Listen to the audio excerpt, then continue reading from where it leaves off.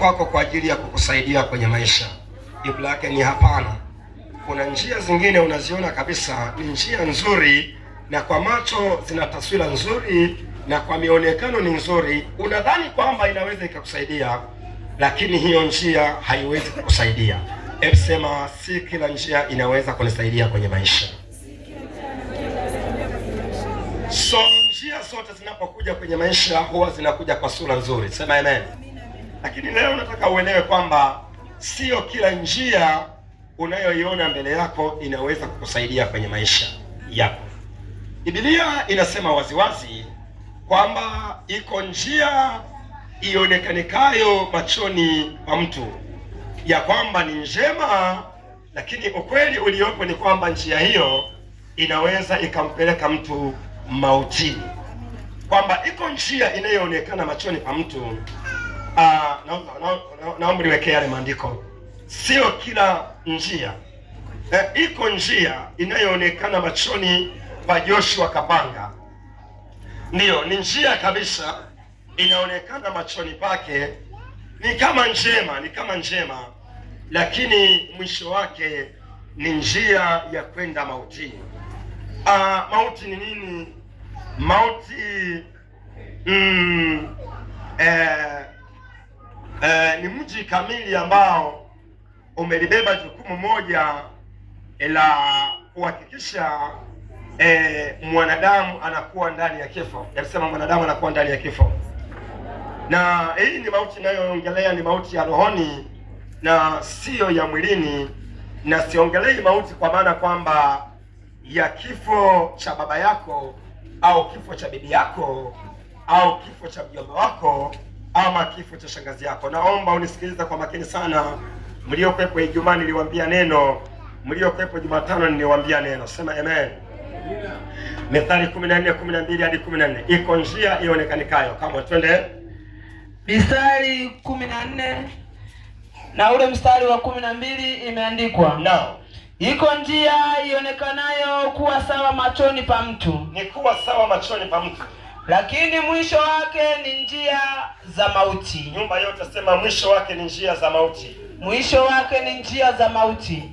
Kanisa lote sema mwisho wake ni njia za mauti. Mwisho wake ni njia za mauti. Nafundisha kuwatoa katika njia za mauti. Ndio tunachofundisha. Endelea. Hata wakati wa kucheka moyo huwa na huzuni. Hata wakati wa kucheka moyo huwa una huzuni. Na mwisho wa furaha ni uzito wa moyo. Na mwisho wa furaha ni uzito wa moyo. Ageukaye moyoni hushiba njia zake mwenyewe. Jesus.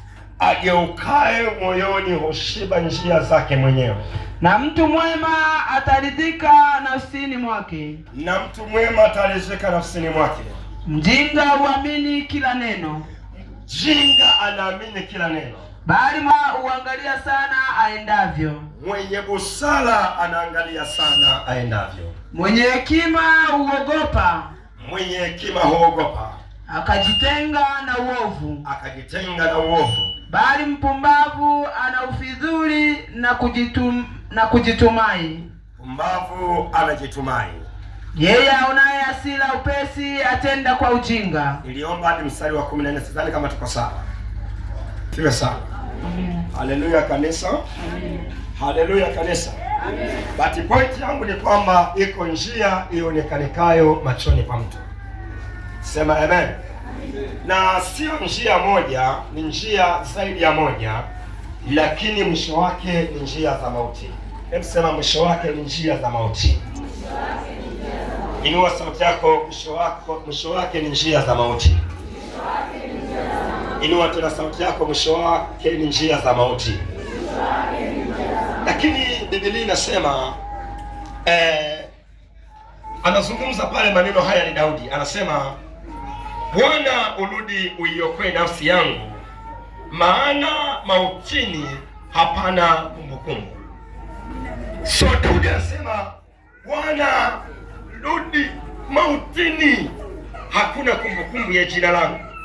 Hebu sema mautini hakuna kumbukumbu ya jina langu. So Daudi aligundua kwamba nyumba ya mauti inaweza ikaandika jina langu, na jina langu likawa linasomeka ndani ya nyumba ya mauti. Sema amen. Au maisha ya mauti. Sasa anajaribu kuwaza kwamba mautini hakuna kumbukumbu na wala hakuwezi kukusifu. Zaburi 6:4-6. Twende pamoja na mimi, ninaongea kwa habari ya kuwatoa katika njia za mautini, ya kuwatoa katika njia za mautini. Nakwenda haraka sana. Zaburi 6 mstari wa 4 hadi wa 6 imeandikwa. Inasema nini? Bwana urudi, uniopoe nafsi yangu, uniokoe kwa ajili ya fadhili zako, maana mautini hapana kumbukumbu lako. Kwa sababu mautini hapana kumbukumbu lako. Katika kuzimu ni nani atakaye kushukuru? Mstari wa 6 anasema nini? Mstari wa 6, nimechoka kwa kuugua kwangu, kila usiku nakielekeza kitanda changu, nalilowesha godoro langu kwa machozi yangu.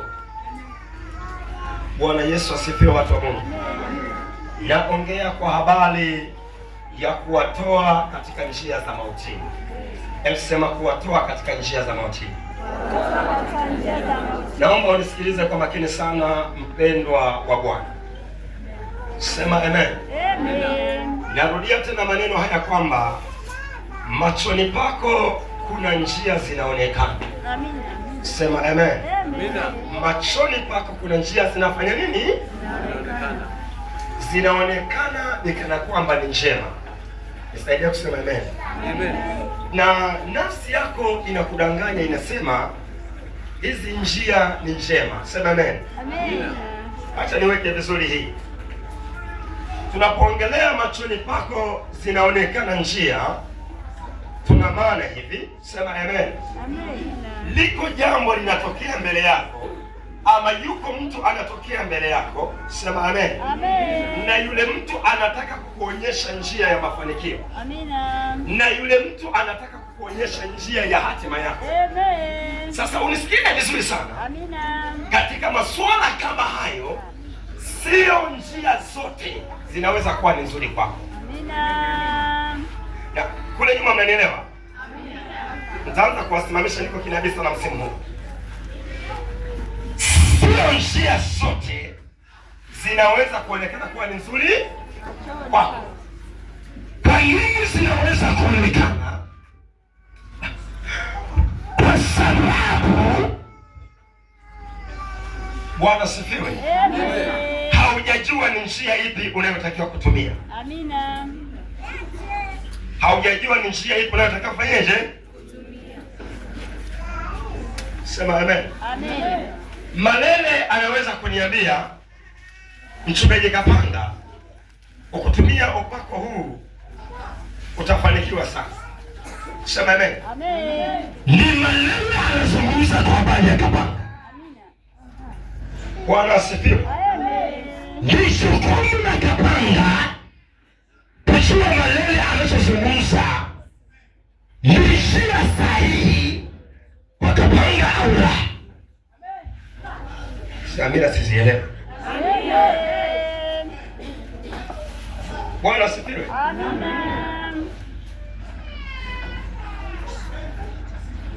Anaweza akaja tena kazi kabisa. Anazungumza na Kapanga. Kapanga nafikiri jambo hili ni sawa ama jambo hili si sawa. Sema amen. Ni jukumu langu mimi Kapanga kwamba hiki anachokizungumza inaweza kuwa ni njia itakayonisaidia mimi. Sema amen. Swali kwa njia ionekanayo kwamba machoni kwa wanadamu kuna njia. Bwana sifiwe. Kila aliyeingia shimoni aliingizwa na mwanadamu. Yule mwanadamu namna alivyotokea, alitokea kama njia. Kila aliyeharibika, sema amen. Kuna mwanadamu alitumika. Mbona amina ni chache hizi? Kila aliyepoteza biashara, mbona amina ni ndogo hizi? Kuna mwanadamu alitumika, sema amen. Hata mtu aliyekata tamaa sasa hivi, kuna mwanadamu aliyetumika. Mbona useme amen? Hata mwanadamu aliyechoka sasa hivi, kuna mwanadamu aliyetumika kabisa kabisa. Na yule mwanadamu alipotumika, alikuja kwa mimi kama njia, na alikuja kwako wewe kama njia. Wala sijajua kama unaelewa. Kuna vitu vinatokea ni kama njia, lakini mwisho wake utakufa. Na ukifa hautaolewa tena, ukifa hautafanya biashara zako za tena. Kuna njia imekanikalo, na sio nataka unielewe kwanza hapo, kwamba hata sasa hivi naongea na wewe, yuko mtu amesimama mbele yako, amesimama kama njia, atakayemaliza mtaji wako, atakayemaliza uelekeo wako, atakayemaliza biashara yako. Sisi kama uliwewe vile, na ukiwa na wewe sasa hivi, mchana huwa saa 6, kuna viunga wameweka mbele yako, kuna mfanya biashara anakwambia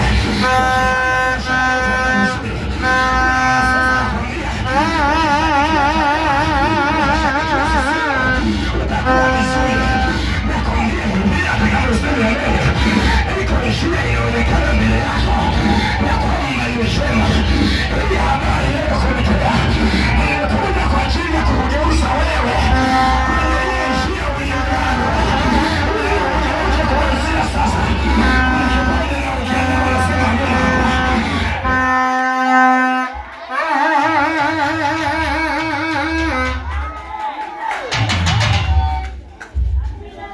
Utanielewa tu, utanielewa tu, utanielewa tu, utanielewa tu, utanielewa tu.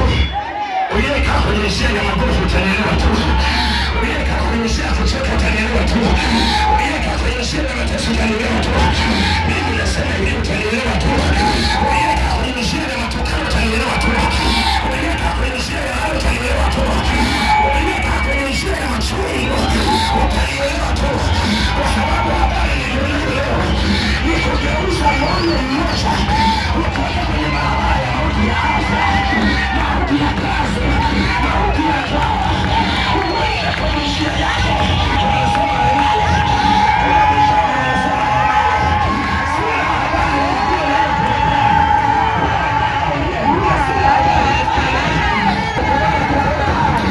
unasema wewe utageuka, usitake, upende usipende, waliofilie. Nimekuja niseme maneno haya kwa mbingu za mbingu na mashariki ya mbali na magharibi ya mbali. Kama wewe unashangaa, lazima utageuka kwa Yesu. Wakisimama sema nageuka, nageuka kwa jina la Yesu. Kila unayesikiliza mchana wa leo, uwe tayari kuiacha ile njia. Kama kuna njia yote inakusumbua, uwe tayari kuiacha. Unaiacha katika ulimwengu wa roho, halafu unaanza kwenda kwenye ulimwengu wa mwili, na kwenyewe unaiacha kwa jina la Yesu Kristo.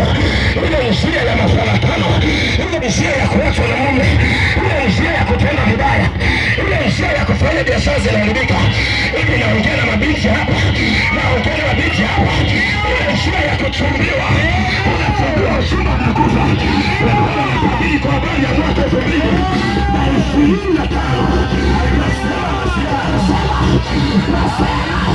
nasema utoke kwa jina la Yesu. Sema nageuka kwa jina la Yesu.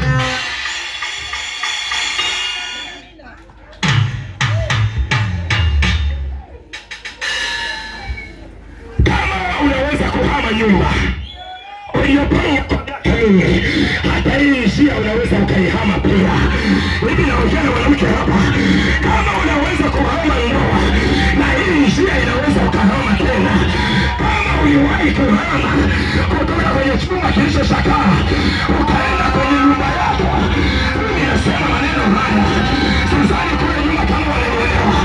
Mimi naongea na watu walioaswa kwenye njia za ubaya, kwenye njia za uhalifu. Simama sema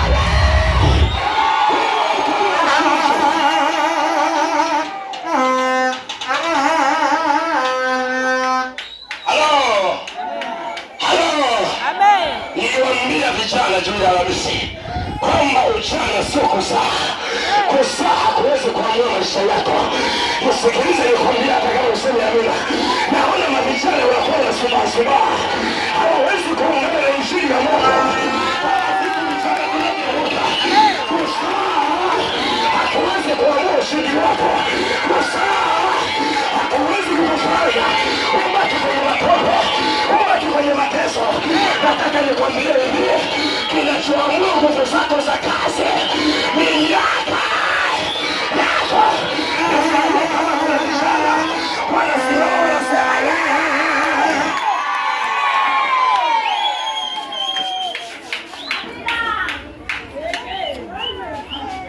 halo, inawezekana umekuja kusikiza ibada za kawaida.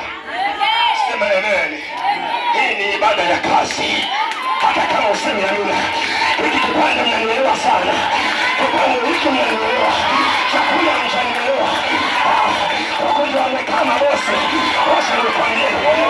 Kwenye madhabahu hii, kuna mabosi.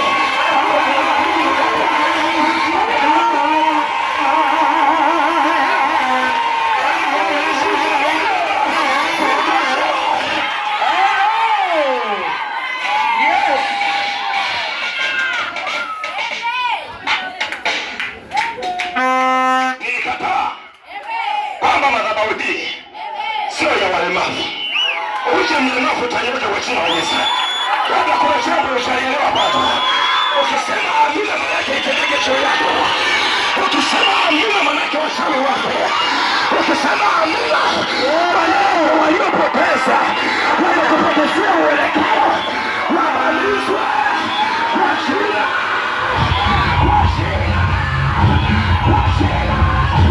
Nisikia mashujaa wanasema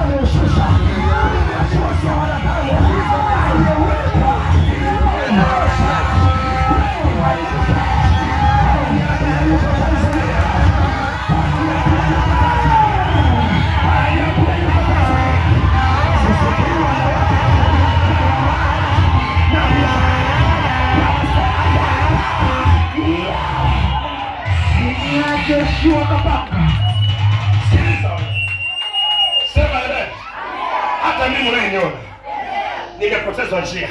Ndio. Na wengi sema amen. Ndio. Kwa kawaida nilikuwa naona kama ni vitu vizuri. Yes. Sema amen. Ndio. Ninaviiga ni kama vitu vizuri. Sema amen. Pasipo ufunuo wa mwanakondoo nisingegeuka. Pasipo ufunuo wa mwanakondoo nisingegeuka. Ningeendelea na vurugu zile zile za kushinda kwenye baa, za kuwatenga watu wabaya. Lakini kwa uwezo wa Roho Mtakatifu, siku moja neno litanitembelea. Nikaangalia pamoja. Maombi yangu Jumapili ya leo. Kama neno ya mwaka. Nishuke kunako. Kuna mtoto unapokea.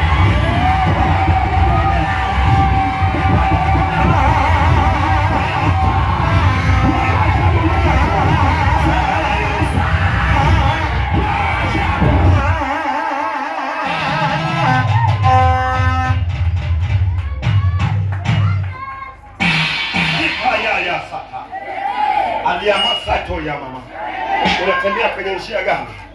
Kinachokutesa ni njia. Duniani kuna njia mbili tu.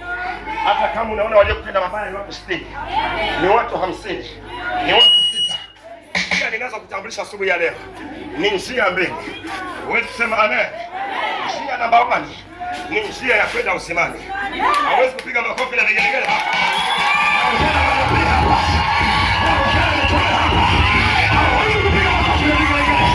Kwa nini nasema haya? Majira unayosikiliza ni majira ya kuchomoka, ya kubadili, na kugeuza. Hautageuza tu nje, utageuza nje, utageuza ndani.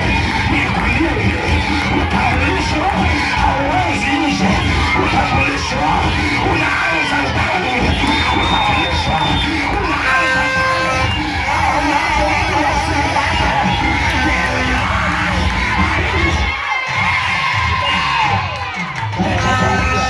Lazima nimiliki kujinunulisha katika jina la Yesu. Nakitambulisha, lazima nimiliki mabilioni ya pesa, lazima nimiliki ndege, lazima nimiliki.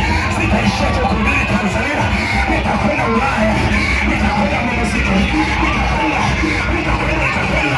wanaokwenda wasema nakwenda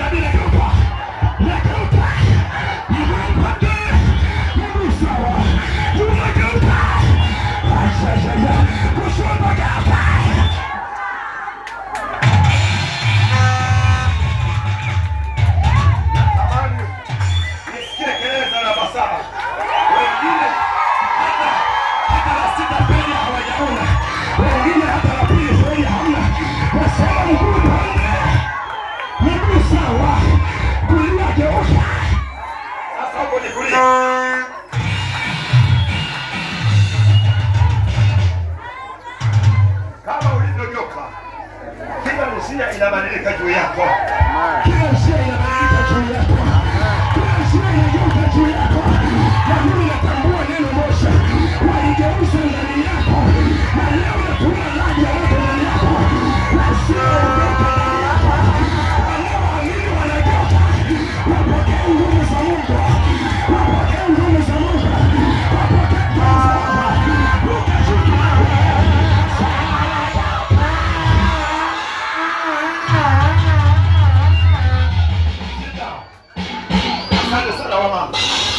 Naona mavazi ya wazee mnaacha.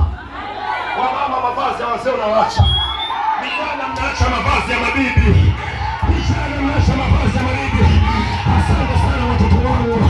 Na wale mnachanua. Na wale mnachanua katika jina la Yesu. Katika jina la Yesu.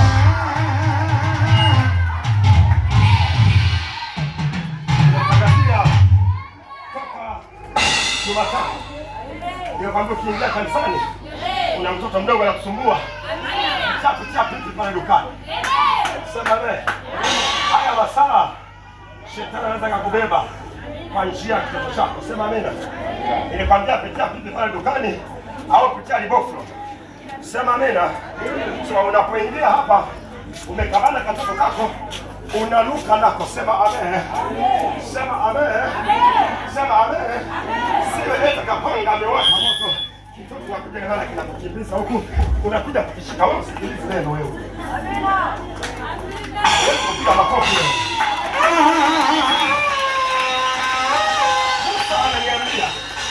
Musa ananiambia wakati wanatoka kule Misri walibeba vyote. Unanielewa eh? Kinachonishangaza hata kwatu hawakuacha. Hata kwatu hawakufanya nini? Hawakufanya nini? Alafu Biblia inaniambia waliondoka kwa jeuri. Naamuru moyo wa jeuri wa kutoka utumwani kwa jina la Yesu.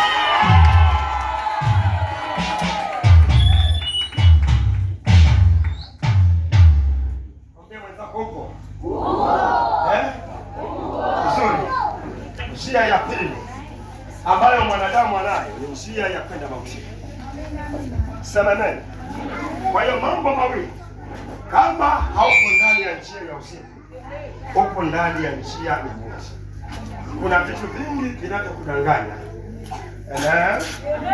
Amen. Sasa kama naongea na watu kule nyuma. Hadi kule nyuma ninaongea na watu wanafanya hivi. Yaani yake anakuambia mchungaji kapanga lala. Lala. Hayo nayo ya ujasi lala. Kwambia halali mko hapa. Usipoitika wewe, nitaamuru hata mawe yataitika. Nitaamuru hata milima itaitika. Nitaamuru roho za mateka zilizowekwa matangoni zikarejea ndani ya nyumba, na hiyo njia itawasha washia.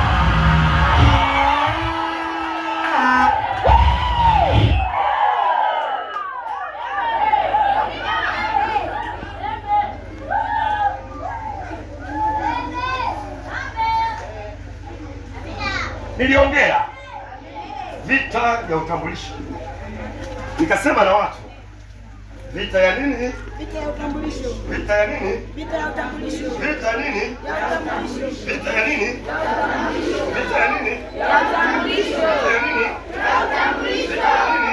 Ya utambulisho. Kwa sababu vita ya utambulisho ni kali. Amen. Mtakuwa watu wawili mtafungana. Vita ya utambulisho inakataa. Amen. Utaanzisha jidadi itakufa. Amen. Kwa sababu vita ya utambulisho inakataa. Sasa kwenye njia. Sikaya hapa kama mzee. Amen. Wajua wagonjwa wote wanakuja kula. Amen. Waliofunguliwa Jumapili mmekuja kuongezewa kile. Leo nina upako namba 7. Sina upako wa namba 1 wala namba 2. Na upako namba 7. Nataka nitembee na mwana wa simba. Nataka nitembee na mwana wa simba. Unajua simba anatambulika kwa sifa moja, anaitwa mfalme wa pori, mfalme wa vichaka, mfalme wa mapori yote. Ni simba peke yake. Sifa yake ya pili, ana nguvu kuliko wanyama wengine. Sifa yake ya tatu, anajua kuwinda vizuri. Biblia inavyonishangaza, simba jike anawinda vizuri kuliko simba dume. Haujanielewa bado? Simba jike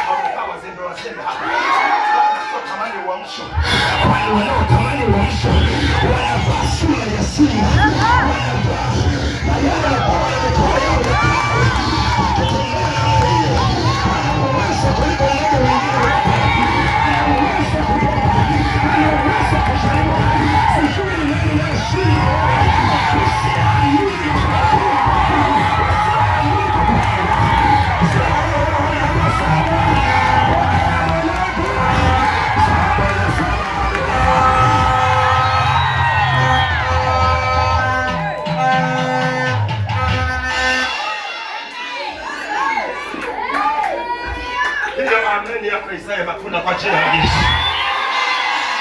Hiyo amen yako isaye matunda kwa jina la Yesu. Wapi hapo ya amen isaye matunda kwa jina la Yesu. Amen isaye matunda kwa jina la Yesu. Hawa watu wananibariki sana. Ila wakule nyuma hawajanibariki. Na hawa hapa hawajanibariki. Wanibariki wakatikati. Nasema kisa.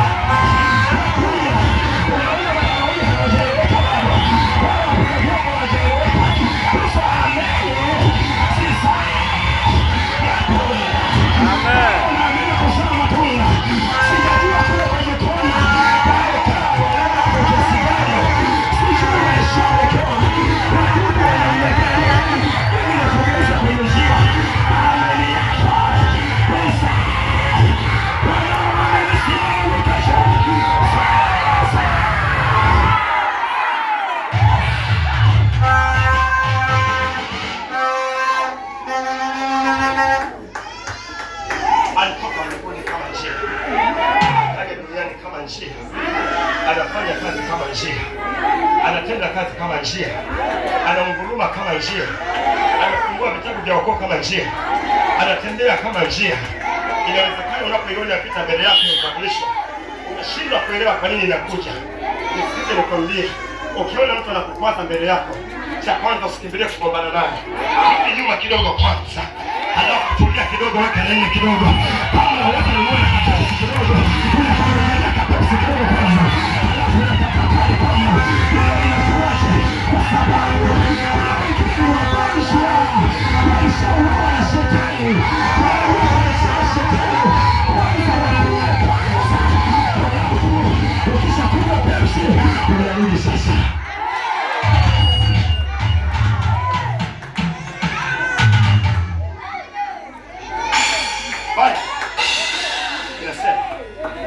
Usifanye haraka kufanya nini?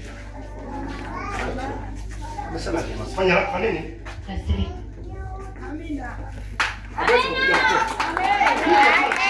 Sijajua kuna mabosi wa aina gani upande wetu. Hebu nifanye mabadiliko kwa nyuma.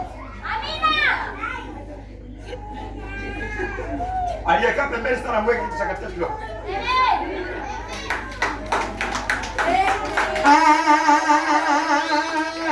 Alafu naomba niondolee na huyo hapo. Nani wewe? Uende kabisa mbele. Nenda kwenye vitu vyako walioenda nyumbani. Sijawahi kuendana kama mimi na watu walioenda nyumbani. Na kama sikosei kushimama. Kama sikosei kushimama. Amina. Sio kushimama. Amina. Hapo vitu viliko hapo katikati. Na nataka niwasukumie moja kwa moja. Kwamba sisi hatujawahi kula nusu.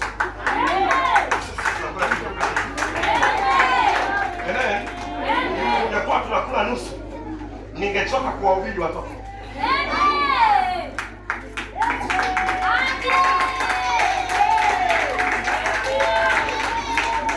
Makofi nayasikia wapi haya?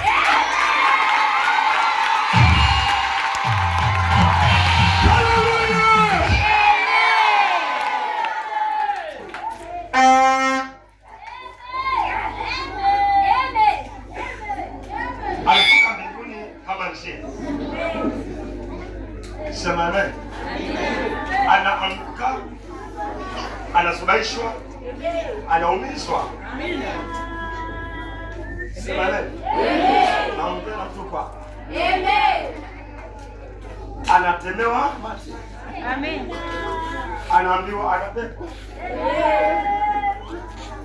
Bwana sifiwe. Ni mtu mmoja amebeba ulimwengu mzima. Yesu ndiye hatua kidogo. Haleluya. Amina. Yesu ndiye hatua la karaka. Amen. Jina la Yesu libarikiwe. Amen. Ndio unanielewa? Amen. Siko njia ngapi? Leo tunatoka kwenye njia gani? Unaenda njia gani?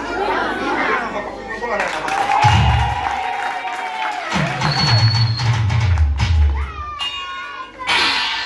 Jina la Bwana libarikiwe sana. Amen. 20 au naongea.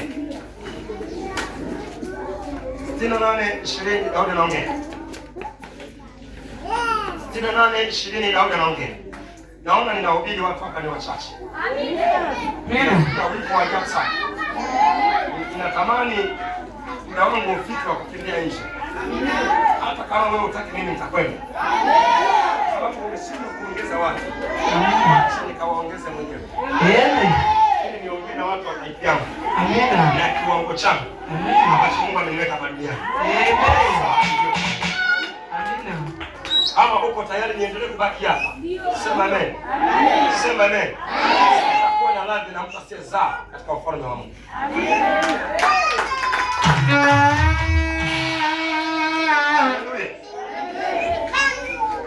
Haiwezekani mwanzo wa mwaka mpaka mwisho wa mwaka unasali wewe peke yako. Nionyeshe mlango wa kubadilika kwako ambao Mungu atatumia kama kigezo, kwamba natakiwa nipone, natakiwa nishinde, natakiwa niwe na maisha ya aina fulani. Sema amen. Sema amen. Nasikia amani nikiongea na Malele kwa sababu ninamuona kule Mama Jackson. Nasikia amani nikiongea na Malele kule nyuma, ninamuona Senzi. Amen. Sema ni yule. Semsupa. Bwana sifiwe. Unataka kwenda namna hii. Sasa unapataje ujasiri? Haleluya. 68:20. Zaburi 68 na ule mstari wa 20 imeandikwa, Mungu kwetu sisi ni Mungu wa kuokoa, na njia za kutoka mautini zina Yehova Bwana. Rudia tena kusoma maneno. Mungu wetu sisi ni Mungu wa kuokoa. Ndio. Na njia za kutoka mautini zina Yehova Bwana. Rudia tena, soma Kinjezi, na kama uweze simama kusoma. Soma. Zaburi 68 na ule mstari wa 20 imeandikwa, Imeandikwa nini? Mungu kwetu sisi ni Mungu wa kuokoa. Hadithi lote rudia maneno hayo vile tatu ndio. Mungu kwetu sisi ni Mungu wa kuokoa. Rudia kwaya yako vizuri, twende mbili tatu. Mungu wetu sisi ni Mungu wa kuokoa. Ya Pastor Grace atafunga na wimbo. Twende mbili tatu. Mungu kwetu Rudia tena hivyo hivyo, rudia tena. Mungu kwetu sisi ni Mungu wa kuokoa. Alafu yake, na njia za kutoka mautini zina Yehova Bwana. na njia za kutoka wapi? Mautini. Sina mganga sina mjomba wako, sina bibi yako, sina jirani yako, sina mtoto wako, sina yule rafiki yako, siko na mchumba wako, sio? Nauliza, siko na mumeo, siko na mume wako. Hamsemi amina. Nauliza, siko na hao wanaowajua. Kama sina Jehova Bwana, simama na Jehova Bwana.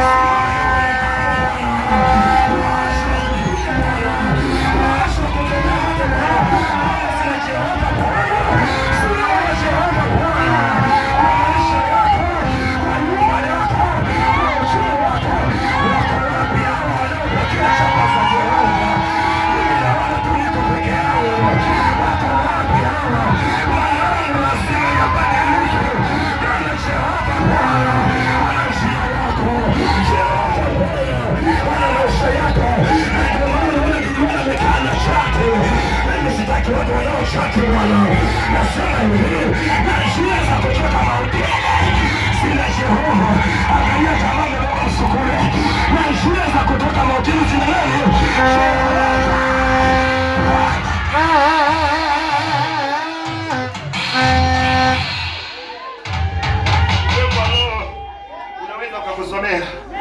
Nakwambia hivi, mzee unafanya nini? Mbona hata usemi amina? Unanielewa eh? Ulimwengu anaona kucheka. Unakwambia huyu hapo, huyu haelewi chochote. Mchungaji anaongea kweli kweli. Yeye tusipata shida, tunayapitisha, yanaenda yanapotea. Mimi nakwambia hivi, njia yeyote ya kutoka kwenye mauti ya biashara ina Jehova Bwana. Njia ya kutoka kwenye mauti ya kazi ina Jehova Bwana. Usikilize nikwambie, kuzaliwa kwenye familia maskini haimaanishi ukae maskini. Umasikini wa kwao na wewe ni pokea utambulisho kwa jina. Sina Jehova Bwana. Hii Bwana hatutamuki kwa sauti ya ulengo. Kwa sababu hii Bwana ni nzito. Yaani ukimeza unameza nzito. Hivi unanielewa? Hii Bwana anaposhuka unamwambia nimekosa njia ya kupata marafiki wazuri, nimekosa njia ya kupata mke mzuri, nimekosa njia ya kupata nyumba nzuri, nimekosa njia. Anasema hivi, na njia ya kutoka kwenye mauti zina Jehova.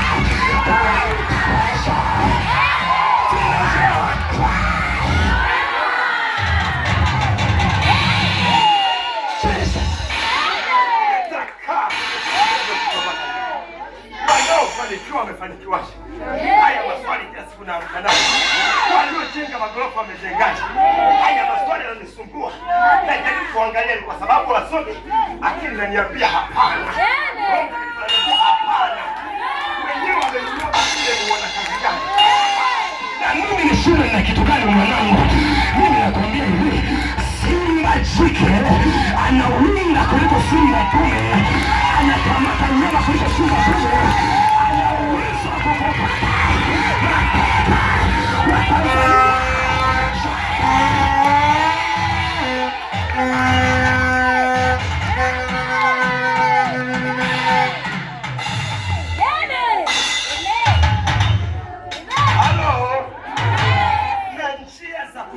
Mautini hazina wananzengo. Wananzengo hakuna njia kutokea wapi? Hazipo. Mimi nasema hazipo. Hazinini? Hazinini? Hazinini? Unajua kwa mumeo hakuna njia. Usijue unanielewa eh? Yaani siwezi kutaka kutoka kwenye mauti. Alafu nimwambie Kristadena, nimezuia usitoke mautini. Nimesikia nikwambie, yeye ni yeye na mimi ni jabali. Atachagua mwenyewe utambulisho wake unasemaje.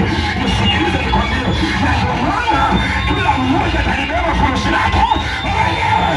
Mimi nabeba la kwangu mwenyewe, na wewe unabeba la kwako mwenyewe. Hata kama washauri wamekutambulisha kwenye madeni, wamekutambulisha kwenye laana, na ndio maana nimekaa kama mzee. Haujaeleweka bado, umesuka kiduku lakini ueleweke vizuri. Unajua ukisuka kiduku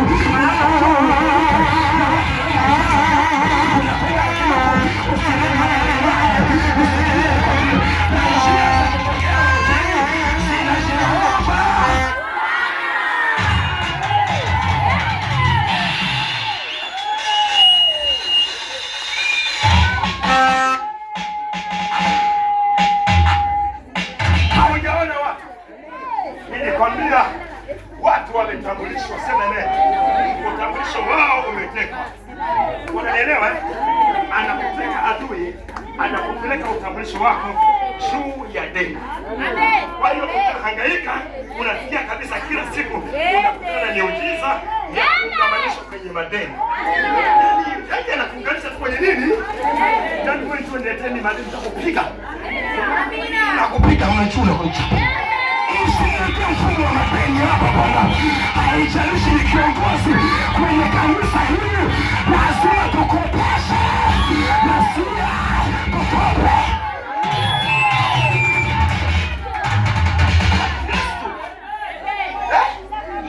Tumembeba Yesu. Umebebeshwa madeni. Umebebeshwa kuachika. Nilikwambia Jumatano. Hiki ndicho kinafanya. Na watu wajiulize maswali. Kwa nini umeokoka miaka mingi? Mifumo ya dunia iko na wewe. Kwa nini unatembea na mifumo ya dunia wewe? Na umeokoka miaka mingi. Sema amen. Sema amen. Na hii roho namba 7 ilitumwa katika dunia. Amen. Amina. Haleluya. Haleluya. Haleluya. Haleluya. Jaribu kugusa Yohana 5:24. Gusa haraka. Alafu mtu wa pili gusa waraka wa kwanza wa Yohana 3:14. Gusa haraka, nataka maiki zipokezane hapo. Yale maneno niliyowaambia ni roho na tena ni uzima. Amen. Usidhani mlango wa uzima unakuja kwa kuombewa. Mlango wa uzima unakuja kwa kusikia. Kimbia haraka haraka. Neno la Mungu linasema katika Yohana 5 na ule mstari wa 24. Ndio.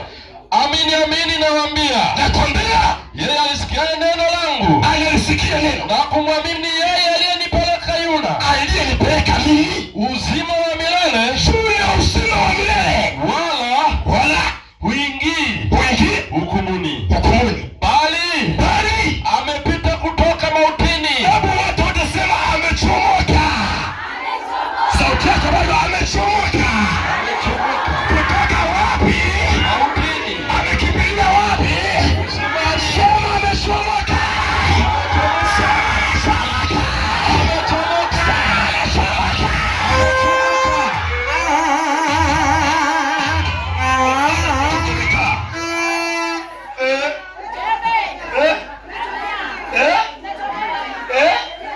Kwenye mauti ya biashara tunapita kwa jina la Yesu. Kwenye mauti ya ndoa tunapita kwa jina la Yesu. Kwenye mauti ya kazi tunapita kwa jina la Yesu. Kwenye mauti ya uchumi tunapita kwa jina la Yesu. Nataka nione mashujaa wanawake wanaochomoka. Vijana wanachomoka, wababa wanachomoka, kanisa linachomoka, wanandoa wanachomoka, wasichana wanachomoka, wazee wanachomoka, kanisa linachomoka.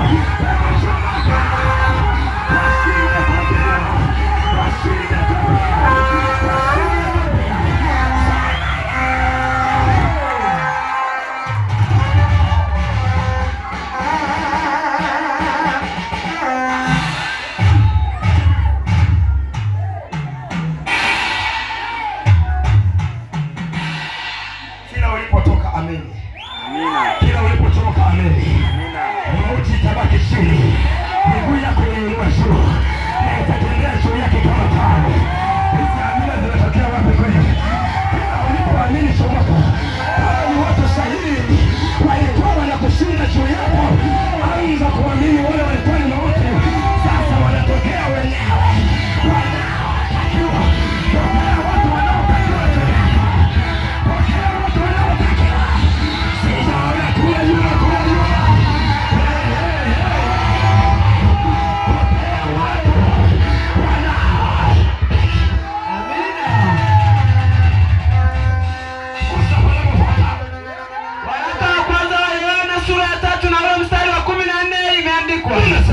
Sisi tunajua ya kuwa tumepita toka mautini kuingia uzimani, kwa maana tuwapenda ndugu. Yeye asipende, yeye asiyependa akaa katika mauti. Sisi tunajua ya kuwa tumepita toka mautini kuingia uzimani. Tumepita kwa mjomba yote. Kanisa tumepita kwa mjomba. Tumepita kwa binawe. Tumepita kwa bibi. Tumepita kwa msoma nyota. Tumepita kwa wapigana mwili yote. Tumepita kwa wapagani yote. Nauliza tumepita kwa wapagani. Tumepita wapi? Mautini. Ndio.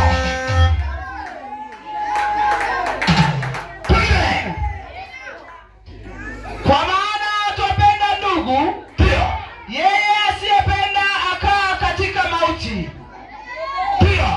Amina. Anakaa wapi? Katika mauti. Asiyependa.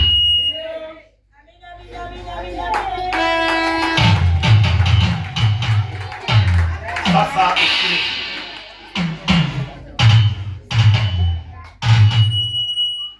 sikiliza. Kanisani leo kuingia na maji unakunywa tu tena, sikiliza neno. Amina. Halo? Tuko pamoja? Naomba unisikilize kwa makini sana. Nisikilize kwa makini sasa, niongee na mtu mmoja. Sema amen. Umeshagundua kwamba maisha ya mwanadamu katika ulimwengu huu yapo ndani ya njia mbili. Sema amen. Unaniona mimi niliwahi kupita kwenye njia ya mauti. Mauti ilipoingia kwangu, sema amen. Akili ya kwanza iliniambia mke niliye naye nimpelekee mama Joshua, kwa sababu mauti imeingia. Kwa sababu mauti imefanya nini? Sema amen. Alafu mimi nikaanza kutembea juu ya mauti. Nilitembea juu ya mauti Naomba unisikilize kwa makini kama unahitaji kupona leo. Nikaanza kutembea juu ya mauti hadi nilipofika jiji la Mwanza. Sema amen. Mwanza hapa nimefika nikiwa ninatembea juu ya mauti. Sema amen. Hadi Dar es Salaam niliona kama nina marafiki wazuri sana, lakini wale marafiki ilikuwa ni njia ya mauti. Mauti iliponizidi sana, nilianza ilininyang'anya biashara, ikaninyang'anya kazi. Sema amen. Ikamchukua na mke naye ikampeleka kijijini.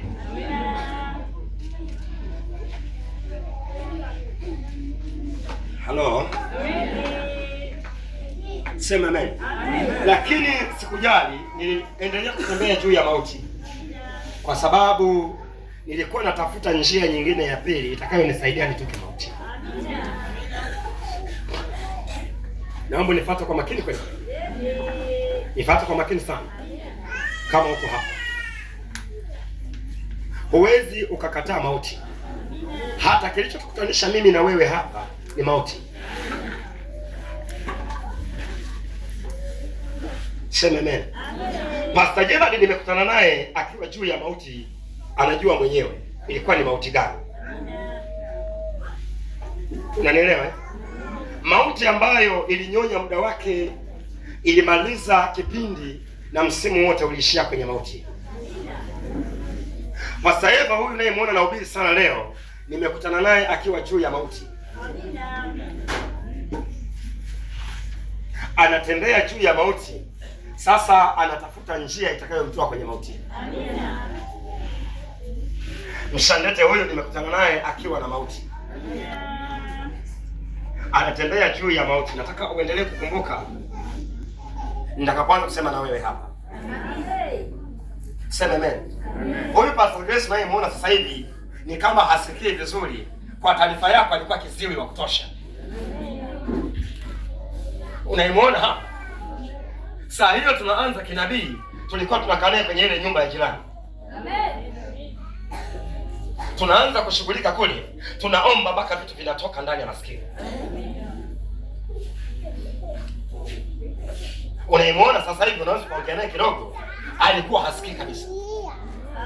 Na hasikii, lakini yuko ndani ya kanisa, ni mwalimu mzuri, anafundisha watu vizuri, lakini swala la kuondoka kwenye njia ya mauti imekuwa. Naongea na mtu aliyekwama ndani ya mauti.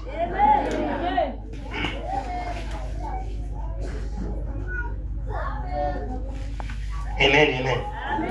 Huyu Edina unayemwona anafundisha hapa, nimekutana naye hapa akiwa anatembea kwenye mauti.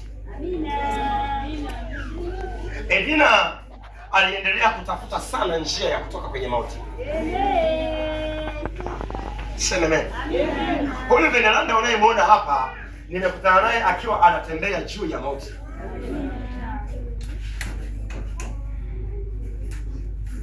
Anatembea juu ya nini?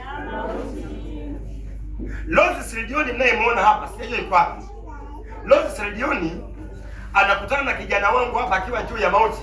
Anasikia maombi yanaita. Unaona njia useme inapomtafuta mtu. Amen. Ametoka kule, yuko na nguo sijui za kwenye baa zile. Eti mwanangu bwana. Yaani yale maswali ya kumbukaga. Yaani yuko wangu. Anamuuliza kijana wangu, hivi nasikia maombi hapa, sijui wapi. Pale nje. Anatembea juu ya mauti. Nasema anatembea juu ya mauti. Naongea juu ya mwanao anayetembea juu ya mauti. Sikia sauti hii itaenda kumgusa kwa jina la Yesu. Naongea juu ya mama yako anayetembea juu ya mauti. Sauti hii itamgusa kwa jina la Yesu. Haijalishi. Yuko wangu na manguo kama vile kwenye baa. Anatembea juu ya nini? Ya mauti. Anatembea juu ya mauti. Sema amen. Sema amen. Anatafuta maombi, anasikia sauti tu maombi. Kwa wakati sisi tukisikia hatusikii maombi. Lakini yeye anasikia nini? Maombi.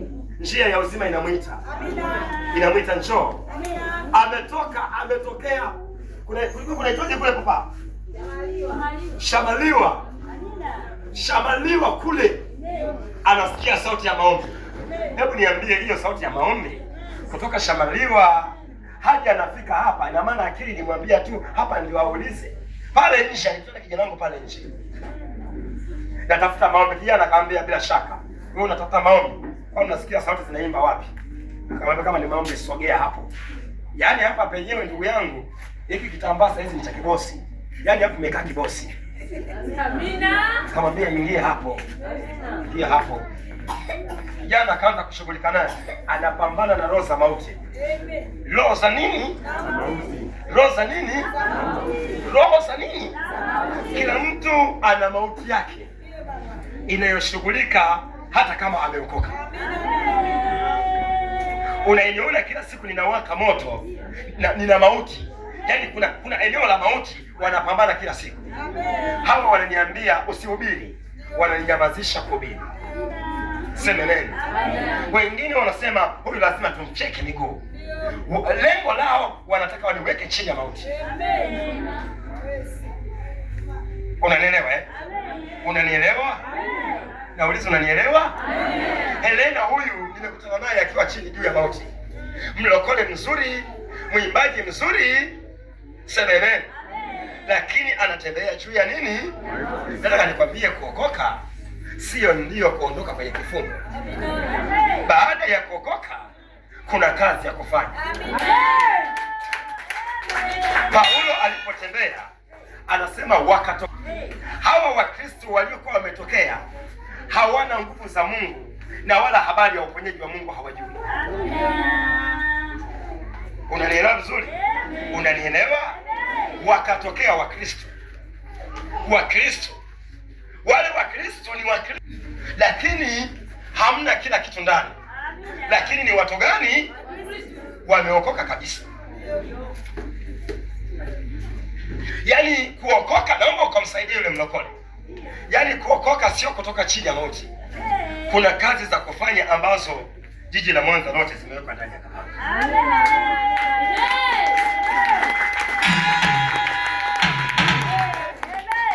Sema nini? Unayemwona unaandika sana pale. Velina huyu ameletwa na mume wake hapa saa 8 za usiku. Amina. Anatembea juu ya mauti. Amen. Analetwa hapa saa 8 za usiku hapa. Velina. Saa 8 za usiku analetwa hapa. Amina. Anatembea juu ya nini? Yuko ndani ya njia ya mauti. Chochote akifanya ni mauti. Chochote akila ni mauti. Chochote akisema ni mauti. Akijitahidi kujikwamua hapa kesho ni mauti. Akijitahidi afanye biashara ni mauti. Huyo hamnonge ndio usiseme. Sema leo. Yaani ukonzi nina kila sababu ya kukupenda sana kwa kazi ya Mungu hiyo.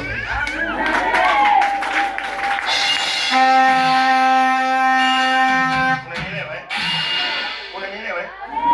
Mungu huyu yuko juu ya mauti. Kila anajituma mtoto wa watu ana sketi moja tu ya ngamia mzee ni ndefu kuliko hata yeye. Ukienda kwenye video yake yani kila siku yuko nayo hiyo kwa katuvai.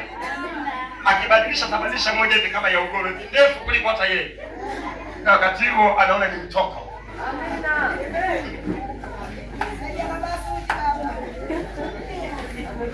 Yuko juu ya mauti. Nasema mtu anaweza kutembea juu ya mauti. Naomba usikize vizuri wakati utakufanya kazi leo. Angalia leo, anza kaweka kiduku pale juu. Kiduku cha dharura. Yaani hicho ni cha ibada ya leo.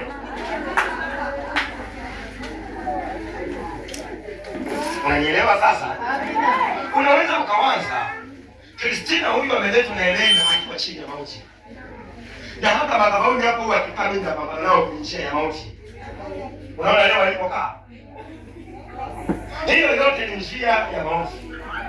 Yaani unabii hawezi akauishi. Nisikize nikwambie.